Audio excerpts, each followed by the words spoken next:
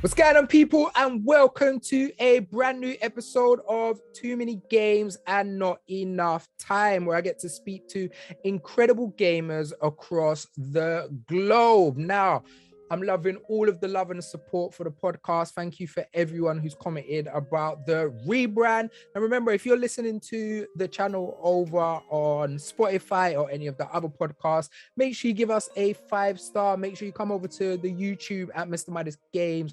Drop us a thumbs up, drop us a comment. Now, on today's show, I have one of the hugest Zelda fans. Yes, you can catch her flying all around Hyrule. We are talking about a real boss. So boss that she can roll around and kill bosses just by rolling in Dark Souls. She is the maddest. She is amazing. Don't rage quit. Welcome to Too Many Games. Thank you so much for being here today. Thank you, Mr. Midas. Can you just follow me around and just introduce me every time I come on stream? Just with that, that would be great. Yeah, I've got you. I will be your hype man anytime that you need me. Now, we met because we were both lucky enough to do some really cool content for Ubisoft, for GTV, and we sat down and instantly I fell in love with your dress, and then 2 seconds later I fell in love with your earrings, because your swag is like that. But not only because your swag is like that, is because you are a huge fan of the Legend of Zelda. I see your Majora's Mask in the background. I see your Master Sword. Oh, I love this franchise. I love this franchise, and we need to speak about it. How did you get into the Legend of Zelda? Like, what was your first game, and yeah, just let's get into it. Like literally, Zelda on the N64 was one of the first games I ever sort of came into contact with when I was just a wee bairn, and it was Ocarina of Time was the one that all my friends had, and that was the one I wanted, because everyone was always talking about how amazing it was. But I got Majora's Mask for Christmas, and I picked it up and I was like, okay, this isn't Ocarina of Time, but I gave it a go and I actually love it so much more. Maybe because it was my first, maybe because it has that sort of darkness to it, that sort of stressful time limit to it. But it's one of my favorite games of all time.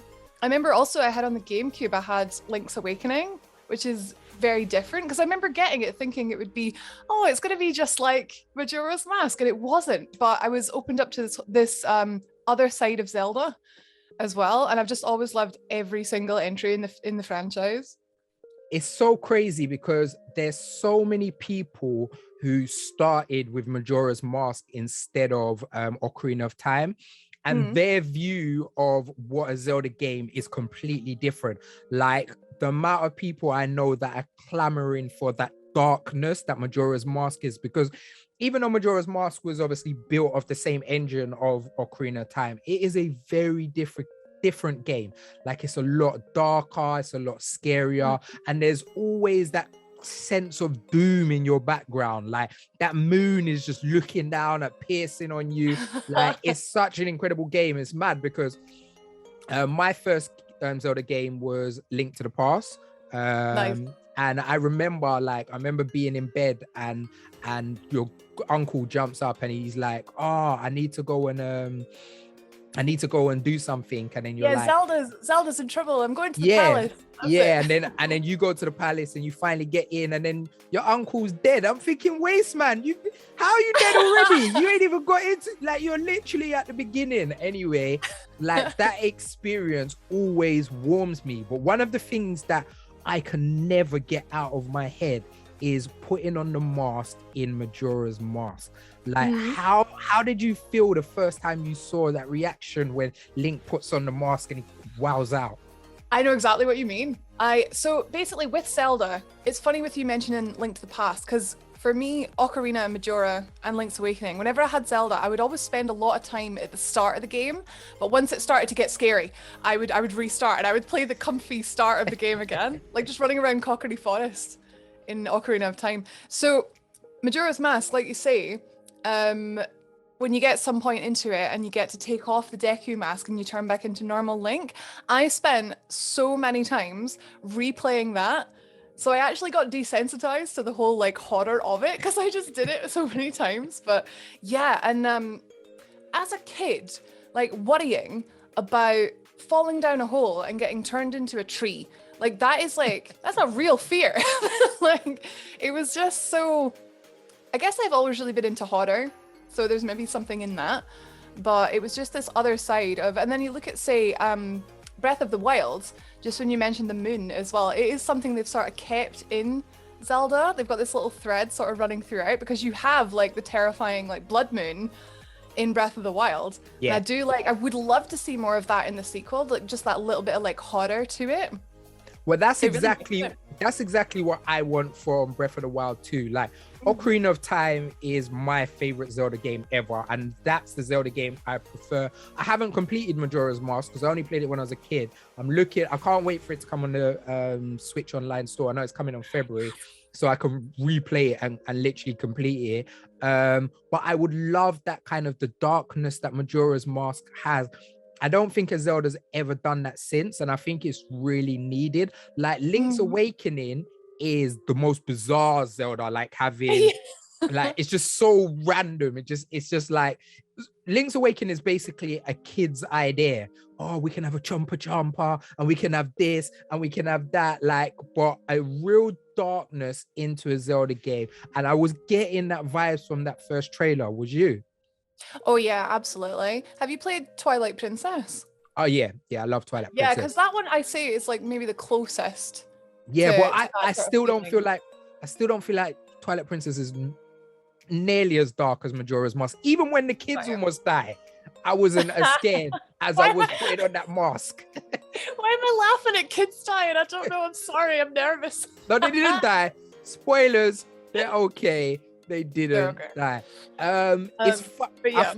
I'll tell you what's really funny about The Legend of Zelda is this franchise is beloved. Like, people have tattoos. Like, I've got statues for it. You've got statues. You've got earrings. You've got dresses. You've got the swag. But they never really sold well until Breath of the Wild. Like, Breath of the Wild is the best-selling Zelda game. Why do you think that they connect with people who play them so well? But compared to like a Mario and something like that, they're not in that kind of popularity. I think it's just because they're Nintendo. I think Nintendo in general, they always sort of push themselves to be this sort of niche company by not allowing their games on other consoles. And I think that's just what is encouraged Nintendo games in general to be quite niche. But when Breath of the Wild came out, when the Switch came out, the Switch is just suddenly this really good, really accessible console. And when Breath of the Wild was open world, I feel like that spoke to a lot of more casual people who maybe the sort of standard Zelda format didn't really appeal to them, but this Breath of the Wild, like this open format did. And it's maybe the reason why Breath of the Wild is not my favorite Zelda, is the reason that it's so different. But it did get a lot more people playing the series, and I am for that because more love to go around, isn't it? More love to go around. I love that. It's funny. So Breath of the Wild is my second favorite Zelda. I absolutely love it. I love the open world. I love that you can kind of, every single person has their own experience and you can do mad things like fly. Like I've been watching you do it done. But the thing that was really lacking for me was the story. I felt like the story was the second part of it. How do you feel about Breath of the Wild? I think it was an incredible tech demo. If anything, I love the linearity almost to Zelda. I love that you have to go to one dungeon and get a weapon that allows you to then do the next dungeon. Like, I like that sort of format. So with Breath of the Wild, having it that you can literally do as much or as little as you want, it was a huge change to the formula. So for me, I was just like, I missed my dungeons, I missed my puzzle solving. Although there's like, what, how many? There's like 200 and I think how it's many shrines? Shrines, isn't it? Is it 130 shrines? Something like that. Okay, there's Yeah. a lot of shrines. So there's lots of little puzzles, but it just didn't really it felt different. I'm Yeah. not saying it wasn't good. I love that game so much. I'm collecting all the Korok seeds at the minute. You want that poo? I want that poo. I'm on 430 so far. I will get it. So yeah, don't get me wrong, I love it, but it's just change is good, but it will never eclipse the sort of standard format for me. 100%. Yeah, I agree with you. Now, we are both amazing. You are more amazing because there's a type of game that you're a boss on that I am just not ready for. So the whole Souls games is something that I've just never really connected with me. The Souls, the Bloodborne, Sekiro was the first time that I kind of was like, let me dip my feet in, but I'm trash at parrying, so I just got murked. You make these games look like a playground.